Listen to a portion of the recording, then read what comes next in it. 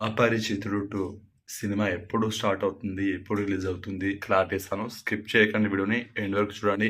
Like చేయండి and subscribe చేసిన వాళ్ళు వెంటనే సబ్స్క్రైబ్ చేసుకోండి.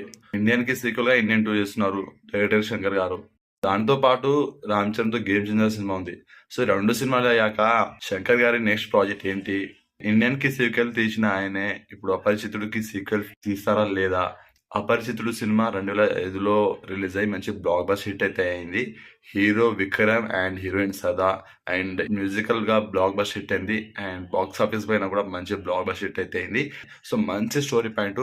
ఇప్పుడు ఆ సినిమాకి సీక్వెల్ వస్తే ఎట్లుంటది? సో రావాలి, అది మన చేతిలో లేదు. ఇక్కడ శంకర్ గారు స్క్రిప్ట్ అంతా రాసుకొని ఆయన తీస్తే సినిమా వస్తుంది. సో సినిమా పైన ఎలాంటి అప్డేట్ అయితే ఇవ్వలేదు మేకర్స్. అపరిచితుడు 2 సినిమా చేస్తున్నాం వస్తుందని ఎలాంటి క్లారిటీ అయితే ఇవ్వలేదు. చూడాలి మరి. ఇప్పుడు ఇండియన్ 2 ఆల్రెడీ ఉంది కదా, బ్యాక్ టు బ్యాక్ సీక్వెల్స్ తీయరేమో అనిపిస్తుంది. మధ్యలో కొత్త ఫ్రెష్ స్టోర్ తో 1-2 సినిమాలు తీసే అవకాశం ఉంది. అండ్ ఆ తర్వాత కూడా అపరిచితుడు 2 పైన కూడా మనకు అప్డేట్ వచ్చే అవకాశం అయితే ఉంది మరి. సో మొత్తానికైతే మూవీ మేకర్స్ కానీ అలాగే టీమ్ కానీ అసలు ఈ సినిమా పైన ఎలాంటి క్లారిటీ అయితే ఇవ్వట్లేదు. అప్డేట్ కానీ ఏం రాలేదు. అపరిచితుడికి సీక్వెల్ గా అపరిచితుడు 2 తీస్తున్నామని.